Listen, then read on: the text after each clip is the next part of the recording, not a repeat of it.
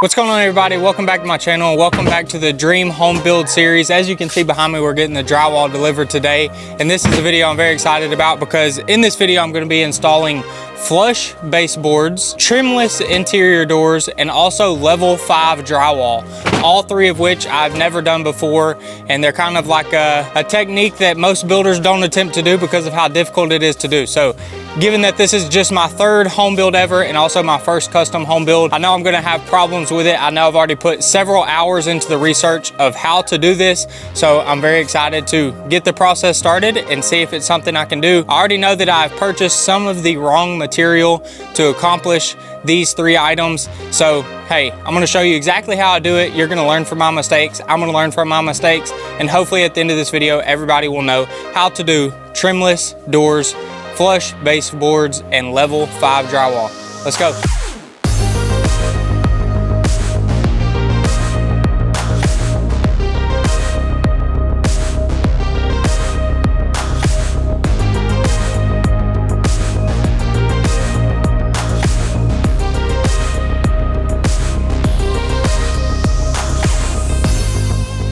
Now for a quick break in today's video to bring the sponsor of this episode, which is my very own website called howtobuildyourownhouse.thinkific.com. I made this website for anyone out there aspiring to build their very first house, whether you want to build your own house, whether you want to build a rental property and keep it as a long-term investment, or if you want to build your very first house to get into the home building business.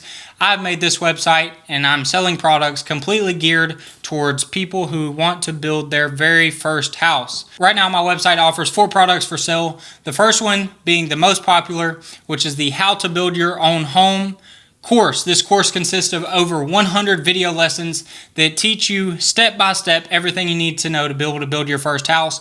It also comes with 8 to 10 downloadable PDFs and Excel sheets that will assist you on your home build throughout the way. The second product being my very own personal supplier and subcontractor list. This is a list that I put together of all the suppliers' contacts and all the subcontractors' contacts that I've worked with on my very first 2 home builds that I kept as rental properties and are now cash flowing me about $500 or $600 a month each, as well as they have assisted me on this home build this far halfway through.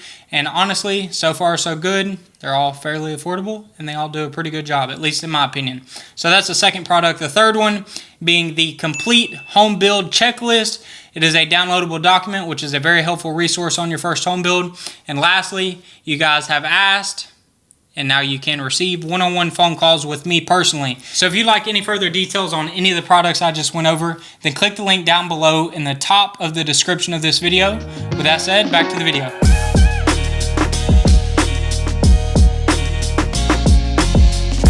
So as I just mentioned, I've already put in several hours of research and thoughts into how to overcome the challenges that I'm gonna have to overcome to be able to achieve a detail like flush baseboards and trimless doors. And if you're watching this video and you are an experienced home builder and you've done this before, maybe you're thinking, dude, it's not that hard. You just do this and this and this and this and you're done. Well, I can tell you firsthand, coming from a beginner builder who is building his first custom house and trying to do this very complicated detail for the first time, and also does not have a mentor to call to say, hey, what steps do I need to go through to make all this look perfect? It was something that took several hours of preparation and several headaches from some very hard thinking, because at the end of the day, these details are going to come down to about a 1/16 of an inch. And if I miss by any more than that, it's going to look bad. It's going to make me look bad as a builder. So I'm taking full advantage of the opportunity to document this process and teach you guys how to do flush baseboards and trimless doors so that you can do it on your home build. So throughout this video, I'm going to show you each step that I take, and I'm going to tell you the reason I'm doing each step that way, because everything took very careful consideration. And I believe in order to do this successfully, everything has to be done in probably a very specific order. At least we will know by the end of this video. So the very first step that I took is I installed these pieces of wood right here. And originally I thought I would install all of the baseboards throughout all the house, the finished baseboards, and then I would have the drywallers come and install the drywall. But I knew that that would cause some problems. The drywall hangers are going to come up here and hang the drywall, and they don't care about anything other than hanging the drywall, so they're likely going to damage the baseboards. And then the drywall finishers would come and finish the drywall, and they don't care about anything other than finishing the drywall, so they would for sure get drywall mud on all the baseboards, which would be very difficult to clean off. So in order to avoid those problems, as well as there's a piece of drywall trim that you'll see later in the video that needs to get tucked behind the baseboards, which would be impossible if we installed the baseboards first. So in order to avoid all those problems and to be able to successfully tuck the piece of drywall trim behind the baseboards, I elected to not install the baseboards first. Instead, I had a carpenter come out and install these temporary baseboards, is what I'm going to call them. Essentially, this is just a piece of OSB that was ripped to be 6 inches tall, and they're installed about every 3 to 6 feet. And these are going to act as a bumper for the drywall hanging crew. So the drywall hanging crew is going to show up, install the drywall, slide it down, and it's going to hit this bumper. And when it hits this bumper, they're going to screw it in. That is going to tell the drywall hanging crew they are hanging it at the perfect height. Thereafter, once the drywall is hung, we're going to rip out this temporary baseboard. We're going to install a drywall reveal trim along the bottom of the baseboard. And then later in the build, we're going to come back and install the baseboards over the top of that drywall reveal trim piece. So this was the very first step that I took in trying to achieve this detail. And as I'm shooting this clip, I'm pretty sure I heard the drywall delivery truck show up. So let's go check out the drywall material that I selected for this home build. Ow!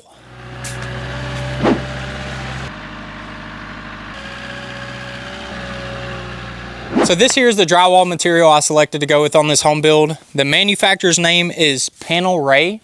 In the beginning, I got 2 bids on the drywall material, one being from another manufacturer that was American made, and then the other bid being from a Mexico made manufacturer called Panel Ray. The American made manufacturer's drywall was about $2,000 more expensive, which equated to like 30 or 35% more expensive. So I decided to go with the Mexico manufacturer called Panel Ray and save myself about $2,000. These here are the 12-foot long panels.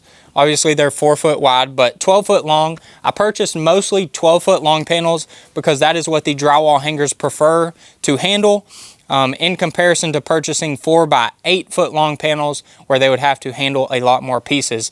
These 12-foot long panels cover a lot more square footage, therefore they don't have to handle as many pieces. Makes their job a little bit easier. One important thing to note about the drywall I purchased is everything here is 5/8 inch. On my first 2 home builds that were simple home builds with regular textured drywall, I was able to purchase 1/2 inch thick drywall, but my drywall installer specifically told me I need to purchase 5/8 drywall for all of the walls and ceilings on this home build to be able to achieve a very good level 5 finish. And I'm not sure if that is the case with all drywall installers, but that is the case with my drywall installer. So I listened to him and I spent, I think, an extra $400 or $500 to convert from 1/2 inch thick drywall to 5/8 thick drywall. So now all the drywall material has been delivered. We're just waiting on the drywall hangers to show up, but before they show up, I have one detail that I'm going to personally take care of myself to try to keep some cockroaches out of our house. So let's do that real quick. So before the drywall hanging crew arrives, I'm going to take advantage of this opportunity to do some pest control, and that is installing this Hot Shot roach killing powder inside the wall cavities. And essentially I'm just going to walk around and spray this on top of the bottom plate, which is the 2x4 or 2x6 that sits right on top of the concrete slab at the bottom of the wall cavity. And I have to take advantage of the opportunity to do it now, because once the drywall starts getting hung, and especially after the baseboards get installed, it's going to make this impossible to do. So now is my opportunity to do it. I know pest control is definitely a topic for another video, especially like termite prevention or whatever. So I'm not going to get too far into the details, other than that this is a powder product with boric acid. It's long lasting. It kills cockroaches, ants, silverfish, palmetto bugs, and water bugs. All I know is that I'm going to try to spray it down as thick as possible. I don't know if this is really going to last my whole house, but I'm going to spray it down in the thickest coat as possible and evenly as possible, and hopefully it does insect killing things and prevents roaches from being inside my house.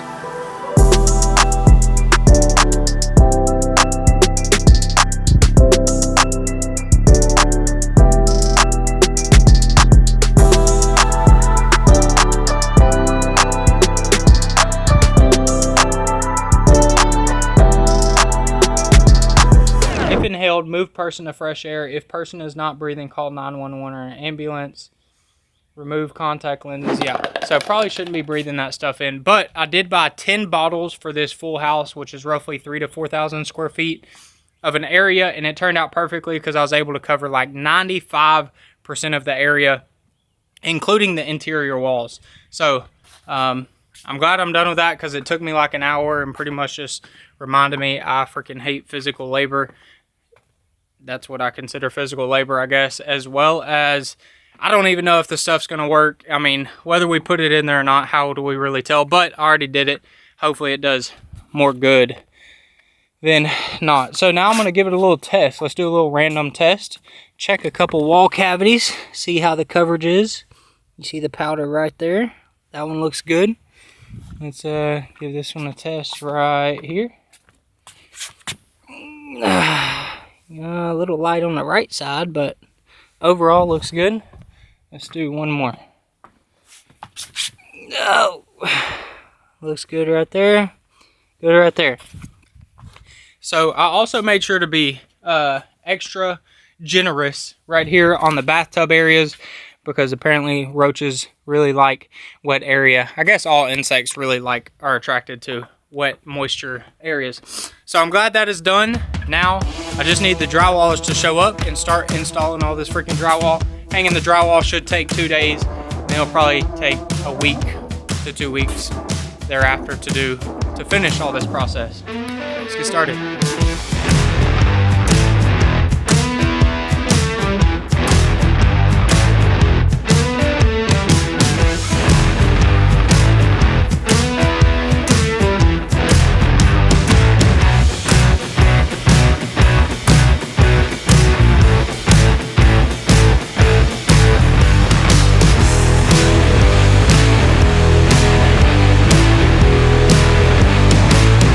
So as you can see, the drywall is now getting installed, and so far so good. My plan is working out with the temporary baseboards. The drywall hangers are doing a great job using them as a bumper and butting the drywall up right against the top of the temporary baseboards. So I kind of expected this part of the detail to go relatively smooth. What I'm nervous about is ripping these out, installing the Z trim on the bottom of the drywall, and then installing the actual baseboards and having a consistent 1/2 inch shadow reveal everywhere. I think a couple problems could occur. One, maybe the concrete flooring is uneven, which is either going to result in one of two things. Either there's going to be an ugly gap on the bottom of the baseboards that I'm trying to avoid because I don't want to put caulking there. I just want it to look sleek without any caulking and perfect. Or maybe the baseboards will follow the flooring a little bit, causing the shadow reveal to be inconsistent. Maybe it'll be 1/4 inch some places, 1/2 inch in other places, 3/4 of an inch in another place. I'm trying to avoid that as well. So I kind of expected this part of the work and the detail to go good. I'm more so nervous about the future, ripping this out and what comes after this part of the detail. So I would say the drywall hangers are about 70% done. They have all of this guest wing side of the house finished, which here's a guest room. Here's a Jack and Jill bathroom. Here's another guest room. All this is finished. Coming through the hallway, we got the hallway and the hallway arches finished. Another guest room on the right, they got that one finished. Then coming into the living room, they've got most of the bottom level of the living room done. I think they have to use scaffolding to get this top section. And then they're working on the master bedroom side where they have made some progress there. So I'll pick it back up whenever all the drywall is finished, and we'll check it out then. So right now I'm in my living room, and obviously, as you can tell, all the drywall has been hung in the house. Actually, there's still 2 guys here on the drywall crew who are finishing up today because they're hanging drywall in a half bathroom right off my living room that has 20-foot ceilings that they've kind of been putting off to the end because it's a little bit of a challenge because they can't fit their scaffolding in there. So yeah, they're struggling in that small, confined, close quarters area trying to hang drywall 20 foot high. So they're taking care of that, as well as they still have to hang the drywall inside of the garage. They just haven't got around to doing that. So the drywall hangers still have one full day here with a crew of 2 people, as well as you can tell, some of the drywall has already started to receive the tape and float part of the process. There's the drywall finishing crew has arrived. It's a crew of 2 people. They're actually like twins, I think. They're for sure brothers. I think they're twins, and they do all the drywall finishing for me. And they're starting to tape and float all the walls to get ready for the level 5 drywall that I'm very excited for, because I've never done level 5 before, and level 5 is going to make all the walls in this house look perfect. Hopefully, at least that's a plan. I decided to do level 5 for one main reason, and that is because there is a bunch of natural light in this house. We have big sliding glass doors, we have a bunch of windows, and with all that natural light, that harsh light, it is going to cast a lot of light onto the walls, which will show very clearly any imperfections. That is the reason I decided to go level 5, because if I did level 4 or anything less, you would see ugly drywall.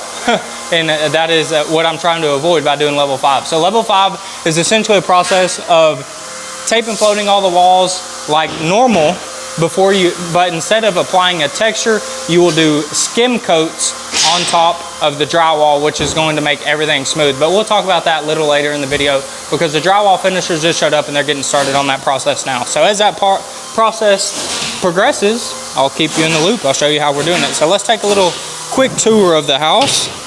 And when drywall goes up, it is when the house really starts to begin look like a house. It goes from like a freaking construction site to a house. So very excited that all the drywall is up. Me and my wife think everything looks fantastic. At least that's our opinion.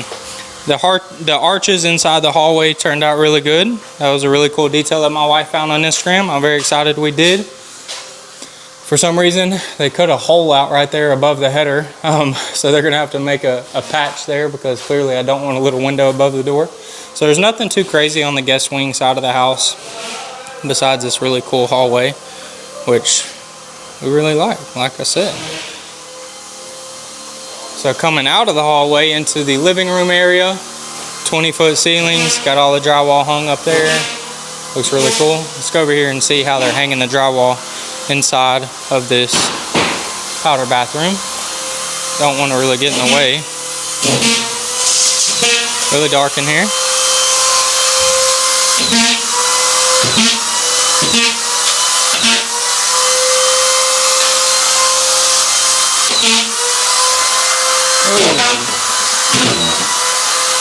So there's one guy cutting the drywall, the other guy's hanging it. I peeked my head in there a second ago, and they had some temporary scaffolding made out of some 2x6s and 2x8s that were allowing them to reach the 20-foot ceilings, because clearly he's just on stilts. They can only probably reach like 10 to 12 feet. So that's how they're getting that half bathroom knocked out.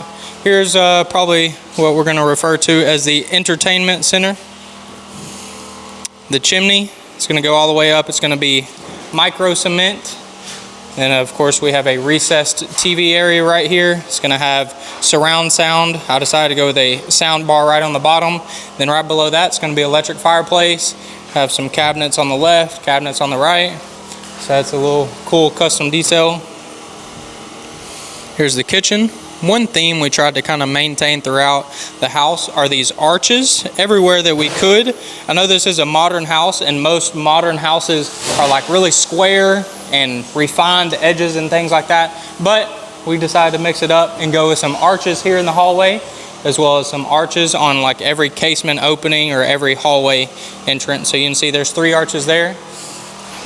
Here is here's actually the dining room. You can see there's a bunch of windows right here, but this is a detail that my wife decided to do, where we are going to install a pane of glass right there to act as a window that's going to see through the dining room to the freestanding stairwell. So that's a cool detail I'm excited to do. I don't know exactly how I'm going to do it. I don't know if I'm just going to have drywall and then a pane of glass stuck in there. I don't know if I'm going to try to wrap this in maybe a solid wood like mahogany or something like that, and then put the pane of glass in there. So that'll be an interesting detail. That is, I still have some decisions to make there.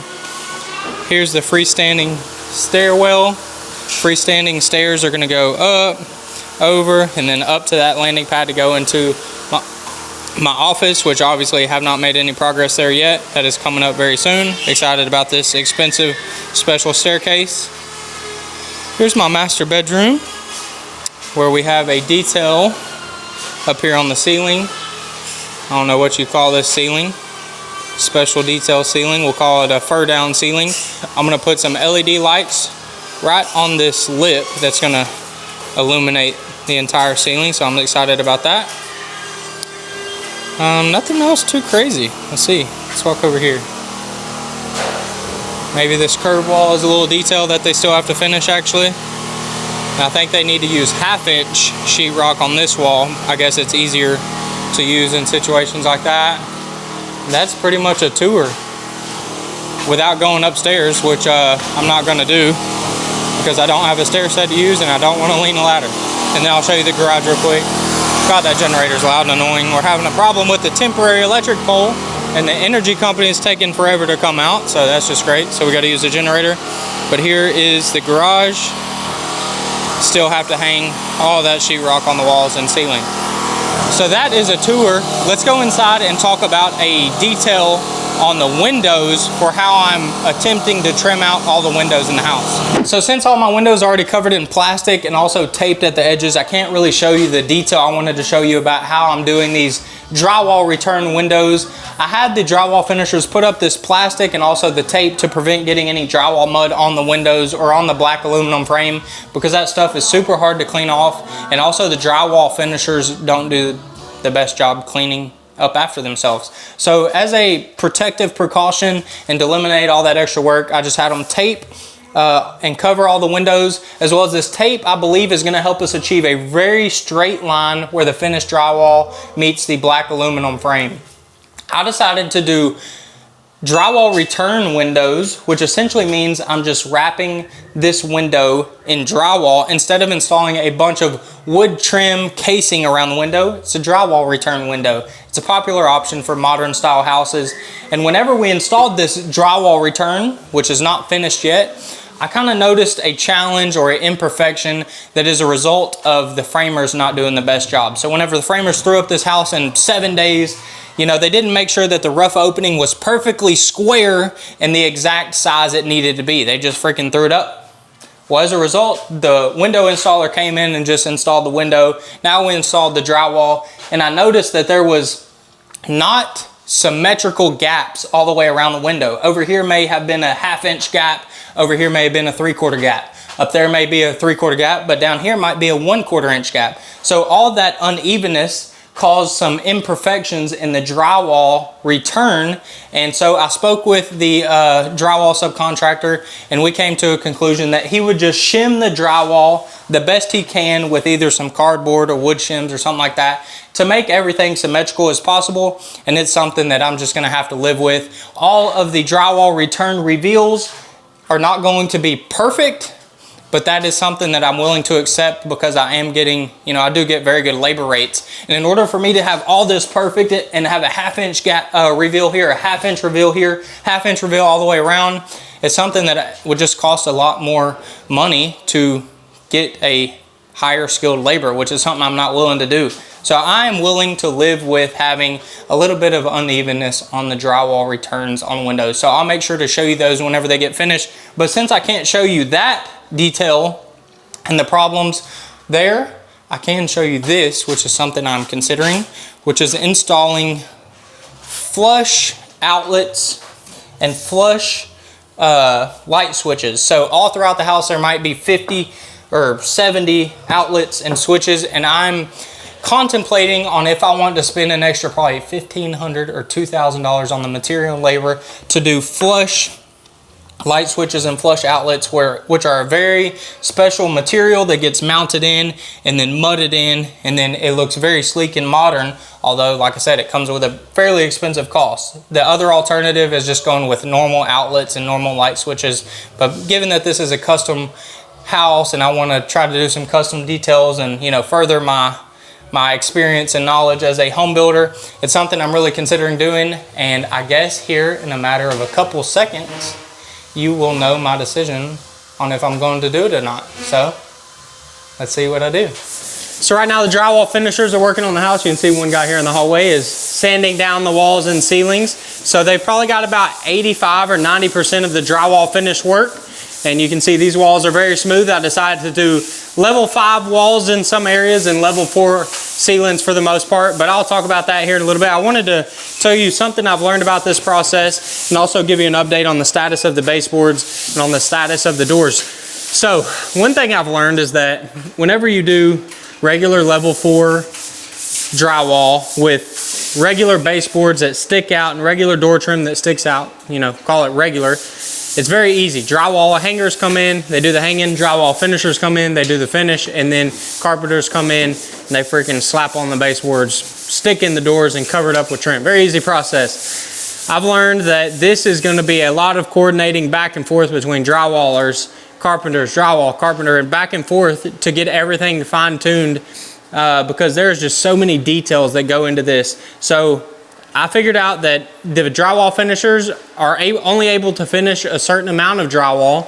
and then the carpenters have to come in, and it is to be determined if I'm even going to be able to do trimless doors because I did not order the special order width and thickness for the door jamb. So that's yet to be determined on how I'm going to be able to do trimless doors. But once the carpenter comes in, installs all the baseboards and all the doors, the drywall finishers have to come back out and install drywall all the way up to the doors, do the trim pieces, mud everything in. So I've learned that, man, just doing it regular is freaking easy compared to this because there's so much coordination that's going to go on to be able to get these details done. But as of right now, you can see along the bottom, the baseboard area is still open, and we've actually installed the Drywall Z reveal trim that is running back down the bottom behind the base where the baseboards will go. There's a 3/4 inch flange, and the baseboard should cover that flange by about a 1/4 inch. So that's the status of the baseboards. And then for the door trim,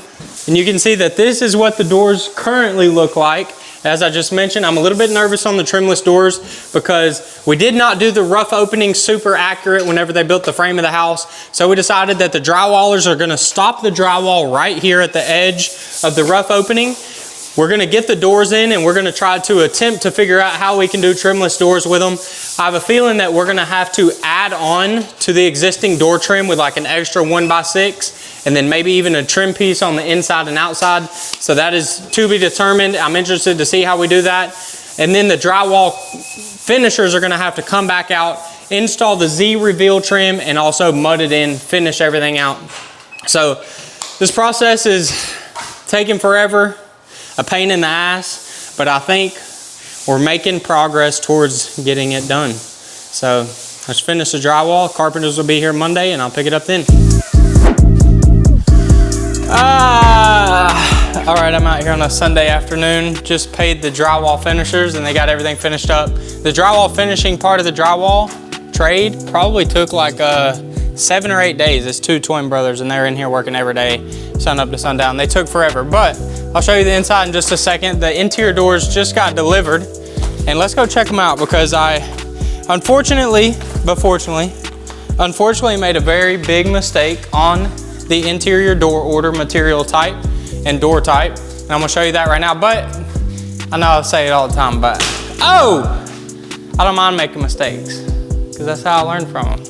You know, so I'll make this kind of mistake one time, I'll never make it again, I promise you that. So right here's an interior door. This is a 24-inch interior door, it's only 2 foot wide. And you can see this is the door jamb. Right here, door jambs. Well, these doors also came with trim. So whenever I placed this order, like 5 weeks ago, didn't know what I was doing on doing trimless doors. So I just said, hey, I need these door sizes, and they shipped it with trim. So I probably paid $500–600 in trim that I'm not even gonna use. So that's one waste. Next mistake is that I did not do a special order door jamb. So this is a regular old door jamb that you're supposed to cover up with this trim, and it's not supposed to be really too visible, just supposed to get encased in trim, and that's all that goes into it. Well, doing trimless doors, you ideally want to do a like pre-finished or a very nice door jamb special order. That way, whenever you put the drywall plastic trim up to it or metal trim, everything's smooth and finished and looks good. This is not a good looking door jamb. This is a regular door jamb. So also comes with that, I'll show you tomorrow when we start installing these doors, is this door jamb is not wide enough. Since I decided to go with 5/8 drywall instead of 1/2 inch drywall, that means the wall is like a 2x4, and then whenever you add a 5/8 drywall on either side, the drywall is going to stick out further than the door jamb. Ideally, you want it to be flush. So since the door jamb is more narrow than the wall, I should have ordered a wider door jamb, special order door jamb to fit the 5/8 drywall. My wife's just sitting there shaking her head all pissed off.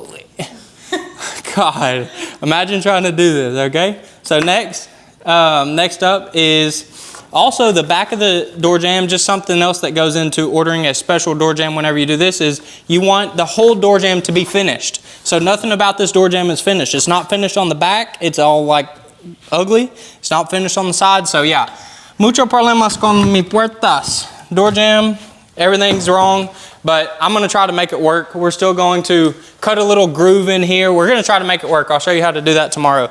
So all the interior doors are here. Look how many interior doors are here. Look, probably like 30 interior doors or 28 or something like that.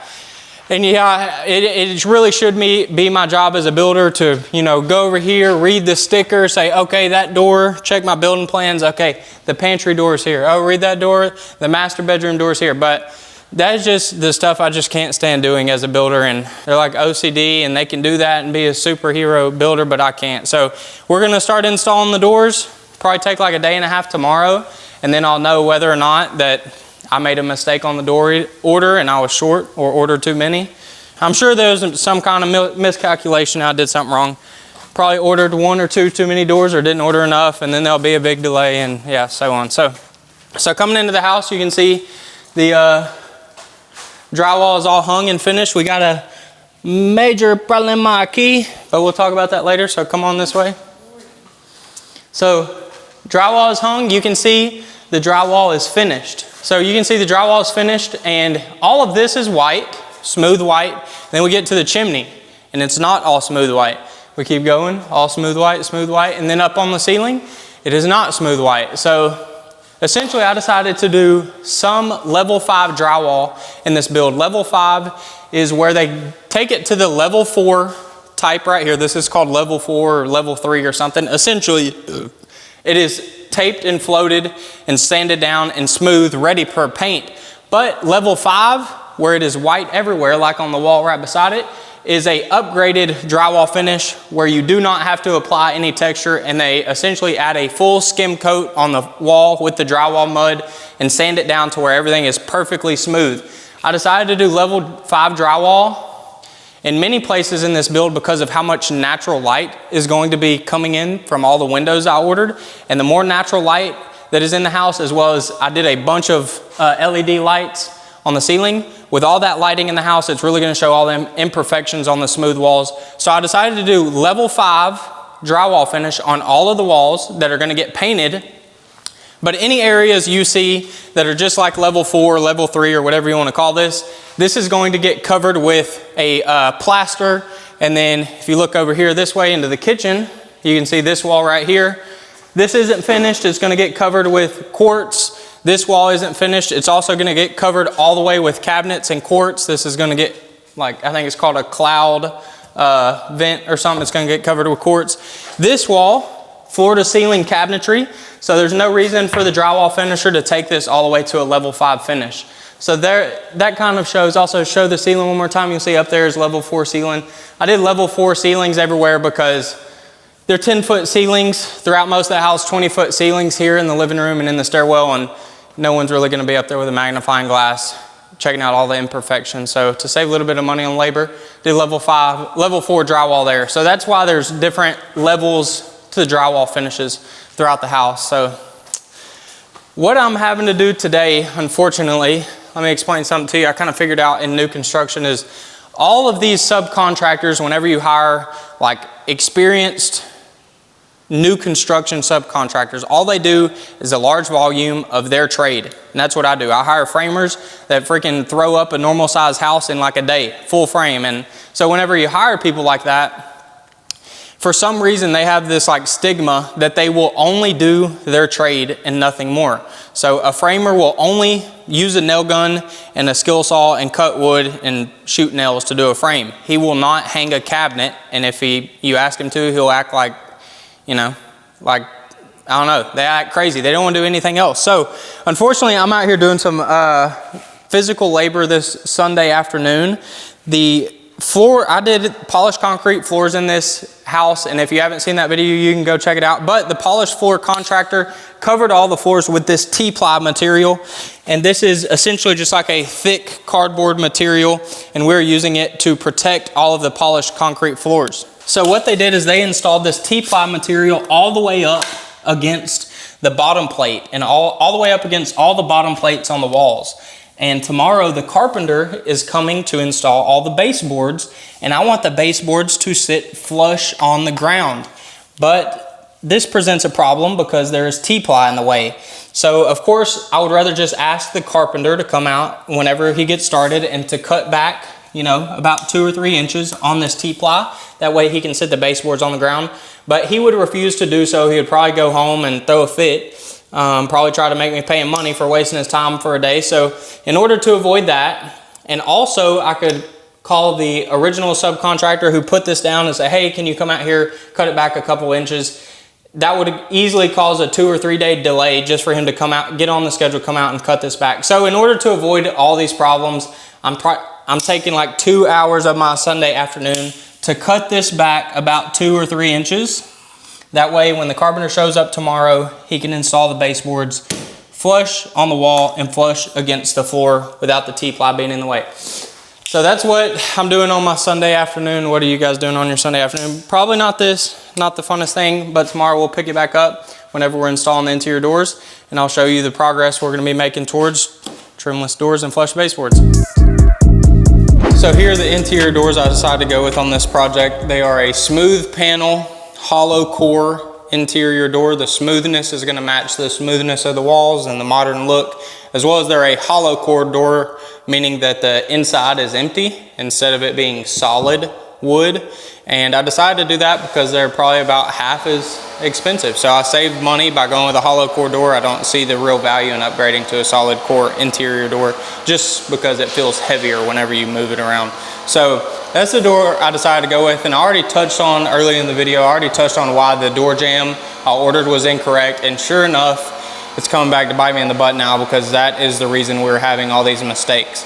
So before the carpenter installed the interior doors, which he's only installed maybe 7 or 8 out of the 20 right now, I had him make kerf cuts on both sides of the door jamb, on this side of the wall and on the other side of the wall. They made these kerf cuts all the way around the door jamb, and these kerf cuts sink into the door about 1/4 of an inch, and that was going to allow us to slide in the shadow reveal piece. We're going to slide this in 1/4 of an inch, and then it was going to leave us a 1/2 inch shadow reveal all the way around the door. So this is where we're experiencing some problems. Since the door jamb is incorrect, whenever we go to install the shadow reveal, let me see if I can even get this thing in here. The carpenter's cut the kerf cut too far on the inside of the door, and that is causing the edge of the lip, this lip over here that gets stapled down and mudded into the drywall, it's causing it to be raised. So there's no way for that lip to lay flat on the wall and get mudded down. And this is going to cause a problem because if we were to attempt to staple it in and mud it in, essentially it's going to lift out through the mud. It's going to be visible. It's going to be ugly. So that's problem 1. Now the next problem is down here. I don't know what you call this piece, but essentially it's where, you see my finger down here, where this slides in and locks in. The keyhole deal, where I don't know the freaking name of it, but where it goes through, essentially there's no way to hide that on either the inside or the outside of the door. I'm just gonna pop it up on camera so you can see exactly what I'm talking about. But since the door jamb was ordered incorrectly, there's no way to hide that detail right there. If you ordered a thicker door jamb, you could you would be able to hide it. So those are the two main problems that I have with the interior doors. One is the Z reveal will not lay flat on the wall where it could get stapled down and mudded in and be flush. And then the second reason is that this keyhole deal where the door shuts and locks, there's no way to hide that detail. You can see it from both the outside and from the inside. So that's the two main problems with the trimless doors. Now let's take a look at the baseboards. So if you can recall back to the beginning of this video, I had the carpenter install these temporary baseboards, which are essentially just ripped pieces of OSB that are 6 inches wide. Had them install them at the bottom of the walls. That way the drywall hangers could use this temporary baseboard as a bumper, slide the sheets of drywall down, bump on top of that temporary baseboard, and then screw everything in. That way we knew everything was getting hung at the exact right height. And I think there's several reasons that could have a play in why the temporary baseboards are not turning out great as of right now. And that is maybe the carpenter did not rip every single one of these pieces exactly 6 inches like they needed to be. I figured out throughout this process that to achieve this kind of detail, everything literally comes down to about 1/8 of an inch. That's about how big of a error variance you can have. Anything more than that, it's gonna make the detail look bad. So maybe there's a chance that all these pieces were not ripped to the exact width that we needed. Next thing that could be causing a problem is that whenever he installed them, he may have installed some pieces directly onto the floor, and then some pieces may have set on top of this T-ply, which is the protective board for the flooring. And this T-ply is about 1/8 of an inch thick. So that may cause the temporary baseboard to be 1/8 of an inch higher or 1/8 of an inch lower in some places. Next is maybe the drywall hangers. Whenever they hung the drywall on top of the temporary baseboards, maybe they're, obviously were rushing. Maybe some pieces crushed down on top of this temporary baseboard and was 1/8 of an inch low. Maybe some pieces was 1/8 of an inch high. They didn't use the temporary baseboards perfectly because they were, going fast, trying to get the job done. That may be an issue. And then one of the for sure issues that I'm finding out as they're cutting more of these baseboards and putting them up against the wall is that the concrete slab, which is my finished floor, is uneven. If you can recall back to the concrete foundation video, the crew of 3 finishers who did the concrete slab were using a bunch of different tools to attempt to level out the concrete and smooth it and finish it. And to my knowledge, there's just not a way to get the 5,000 square foot slab perfectly level with a crew of 3 finishers, whenever the slab gets poured in like 4 hours. I've seen some machines that make it look pretty smooth and pretty level, but that's not what I had here. So given that 3 concrete finishers finished my concrete slab, there is a little bit of unlevelness. And of course, if you add all 3 of those factors in together, that is going to cause some problems whenever you're trying to achieve a detail that's all going to come down to about 1/8 of an inch variance. So with all that said, the problem with the baseboards is that the shadow reveal, if you can see right here, the shadow reveal, the hole in between the baseboards and the drywall is anywhere from non-existent in some places to a 1/2 inch in some places, which was what I was shooting for, all the way up to 3/4 of an inch, and at some places a little bit even a little bit higher than that.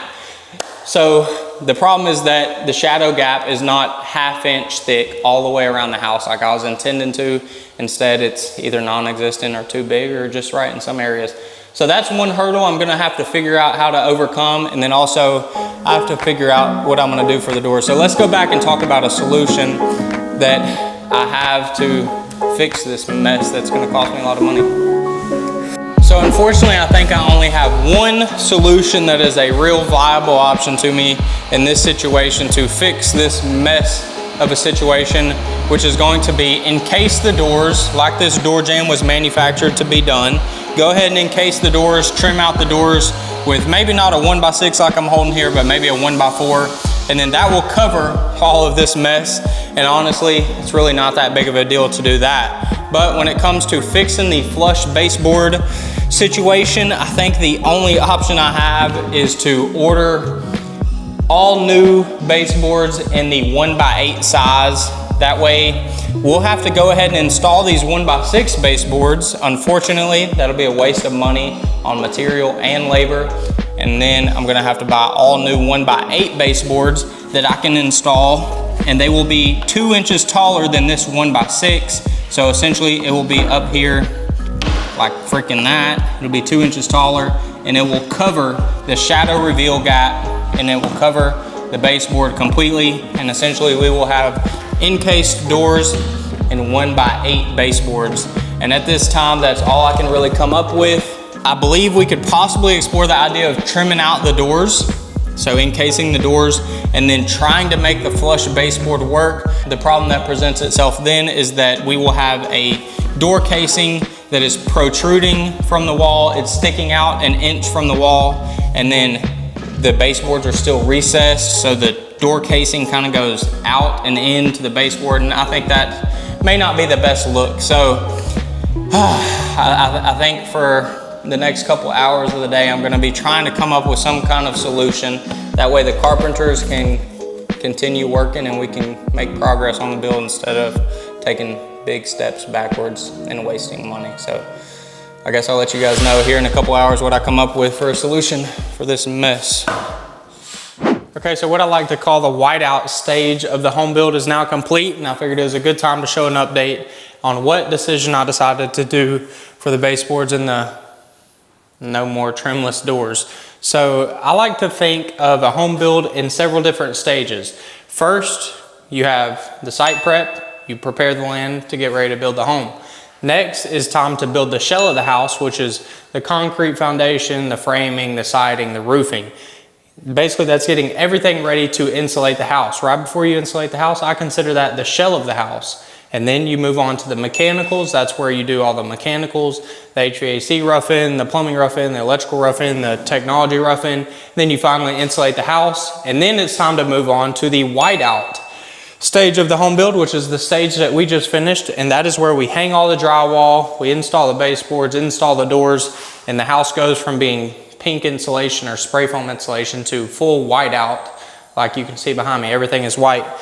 And right now we have finished the whiteout stage of the home build, where we are about to transition into the finishing stage of the home build, where we do the paint, the cabinets, the countertops, and so on, all that other stuff. So let me show you what solution I decided to go with. Let me close this door.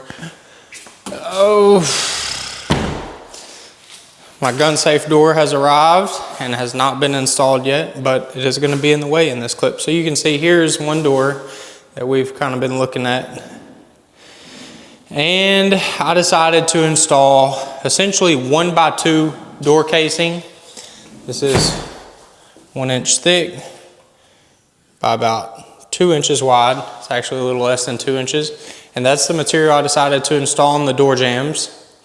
And then for the bottom, we ended up keeping the flush baseboards. So this, in my opinion, it was the cheapest thing. Still looks good, but it does present two problems. And whether or not it's a problem, maybe it's not a problem. So look down here, we have the door jamb, or the door casing does stick out from the baseboard. Usually the baseboard butts into the door casing, but in this instance, the door casing sticks out 1 inch. And does that look bad? You know, I'm not sure. I guess depends who you ask. Maybe we can act like it was an intentional design on the house, but even though it wasn't, it was just a costly mistake. I think it looks okay. I think once it's all caulked and painted, it'll look fine. Then moving up here, another problem that presented itself is since the door jamb was not ordered the correct size, whenever you install the door casing on the outside of it, it kind of created some gaps. So here you can see there is a clear gap. That one's a relatively small gap, but there are most certainly some bigger gaps throughout the house where the door jamb was not installed directly in the center of the wall. And since it's smaller, whenever you installed the door casing on each side, it created some gaps on either side in some places. So I wanted to do as little caulking as possible in this home build, considering it's a custom home, and I think caulking is kind of used to cover problems, but unfortunately, I believe the painters are going to have to do a good job caulking some areas on the door casing, the door trim, and also under the baseboards, because there's some areas where there is a true freaking 1/4 inch gap on the bottom of the baseboards because the concrete floors aren't level, like right here. That's a solid 1/4 inch, maybe 3/8 inch gap below the baseboards. It's going to have to get caulked. I didn't want to caulk the bottom of the baseboards, but I guess if you don't put down a floor leveler and install a completely level floor, you can't do that. So yeah, now the house is at this whiteout stage where everything is completely whited out. Drywall is installed, baseboards are installed, doors are installed. As you can see, the cabinets have been delivered.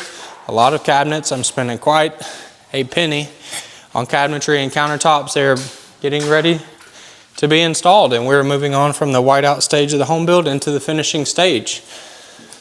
So I'm not going to end this video yet because I do have a couple more things I want to show you on the drywall where I'm going to attempt, I'm not as confident this time, I'm going to attempt to install some LED light strips inside some channels inside the drywall. We'll have to cut open the drywall, install a channel, install the wiring, install the LED light strip, and then mud it all in. Hopefully that looks good. I'm hopeful this time, not quite as confident. I'm just going to say I'm hopeful. So not going to end this video yet. I'm going to show you the finished product once everything is caulked and painted, the LED light strips getting installed, then we'll wrap up the video.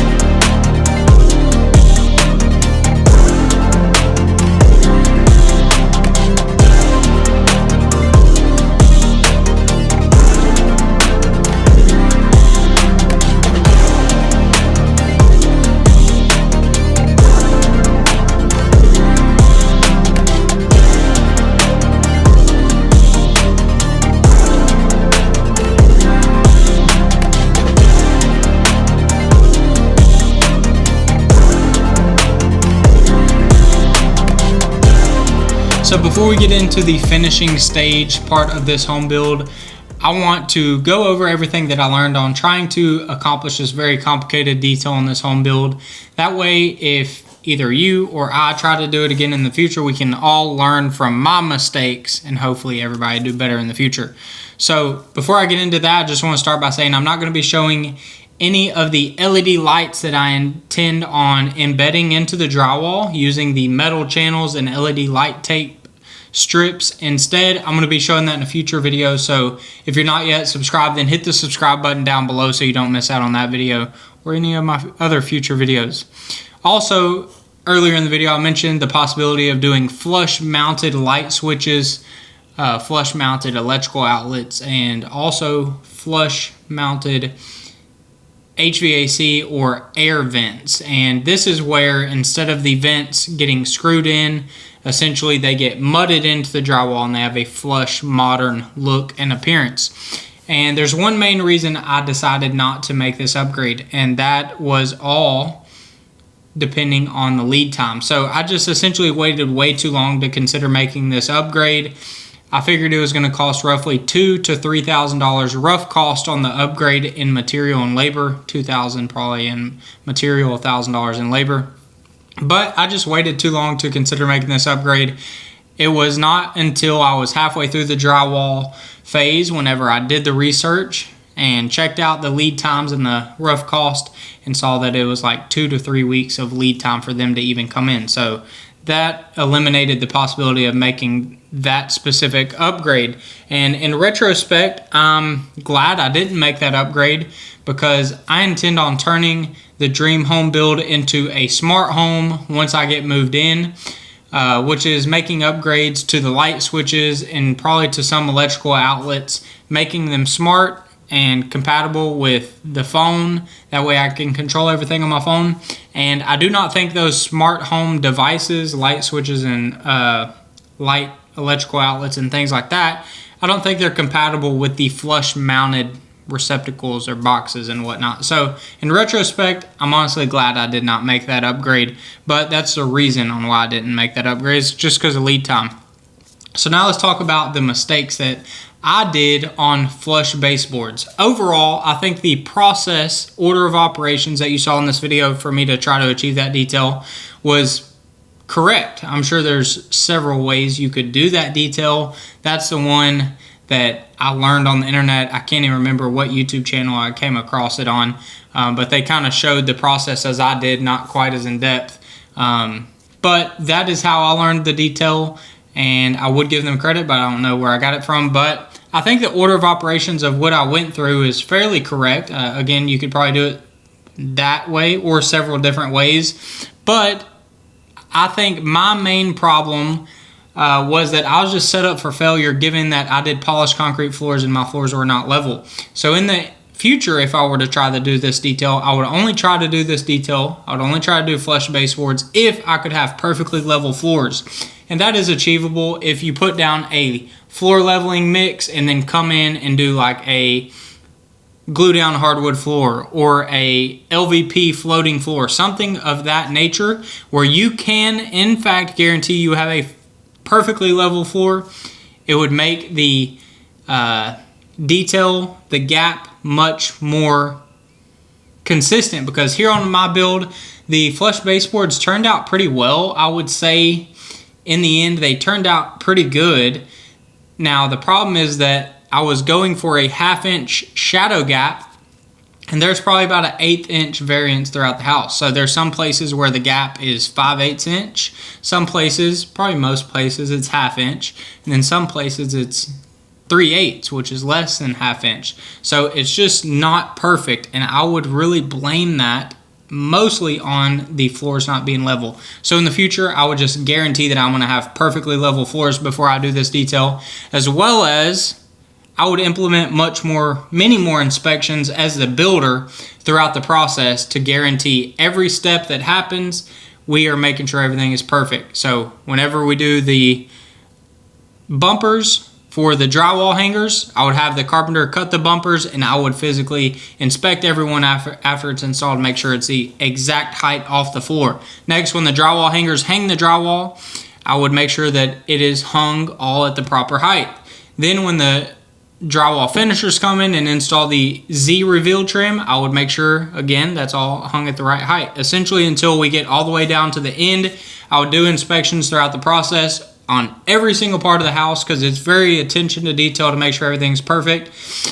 That way, in the end, whenever the carpenter brings the baseboards, cuts them up and slaps them in, everything's perfectly 1/2 inch. Whereas that's where my main mistakes lied, I believe, is that my floor was just not level, which kind of set me up for failure. So that's a little unfortunate, but moving forward, I know that it's very important to have perfectly level floors if I'm going to try to do this detail again in the future. Next, moving on to the trimless doors. So this is what a trimless door looks like. That's what I was going for. Completely failed miserably at trying to do this. So not ashamed of it whatsoever. If y'all can't tell, I'm very transparent in everything that I do. And that's because that's what I would want as a viewer of someone's channel like mine. And honestly, I could care less to show my mistakes and whatnot. So I'm very transparent. I failed miserably. I'm not going to hide it from you guys. I showed you I failed. And I failed for a couple reasons. The main one is that I did not put in the time in the beginning, not because I just was negligent, just is more so because I did not know I needed to. But I didn't put in the time in the beginning to do the planning to figure out the exact detail on the door jamb thickness and width that I would need to order. So in the future, if I were to do this again, I would order special order door jamb thicknesses, special order door jamb width, as well as I would have the manufacturer do the kerf cuts all the way around the edge. So the Z reveal trim, drywall trim would slip inside those kerf cuts. I would have all that done at the manufacturer. That way, whenever they show up, we could install them and trimless doors would turn out the way they're supposed to. Also, if I did this in the future, I would make sure that the rough openings from the framer were perfect as can be, as tight as can be, because when they're not tight enough, then it becomes a problem with the drywall finishers. So those are the two main things that I would make sure to do in the future if I try to do trimless doors: the correct door jamb thickness and width, as well as have the factory do the kerf cut. And one more note in regards to the drywall finishing, and that is about the level 5 choice. As you guys seen, I did level 5 walls and level 4 ceilings, and after it's all said and done, level 5 walls did not come out all that much different than level 4. Yeah, they're a little better, but it's definitely not worth the upgrade in my opinion. Instead, I would just choose to do level 5 drywall finish, where I know there's going to be a surplus of natural light, because natural light is really what highlights those imperfections on the drywall. So if I have one wall with several windows, that's where I should have elected to do level 5, because to help you understand, I pay 60 cents per square foot of finished level 4 drywall, and I pay like $1 per square foot for level 5 finished drywall. So whenever you do the calculations, I ended up paying like probably 7 to 10 grand extra for level 5 drywall finish, and it didn't really come out all that much better. It was my first time doing level 5, you know, live and learn, regret, wasted money, won't do it again in the future. Instead, I'll just do level 4, do as good a level 4 as possible, and then we'll paint it and we'll move on, and it'll look just fine. And then maybe I'll consider doing a level 5 smooth finished drywall when I know there's a wall that's going to be getting a bunch of natural light. So that's just my thoughts and how I'm going to do it moving forward. So now let's go over the cost of everything that kind of went into this video. Starting with the drywall, I paid $7,320 for that Mexico drywall. I paid $540 for the Z reveal trim. I paid $22,343 in drywall labor. And I don't have my phone. Are you kidding me? Okay, 60 cents times 20,000 square feet, because there's about 20,000 square foot in this home build.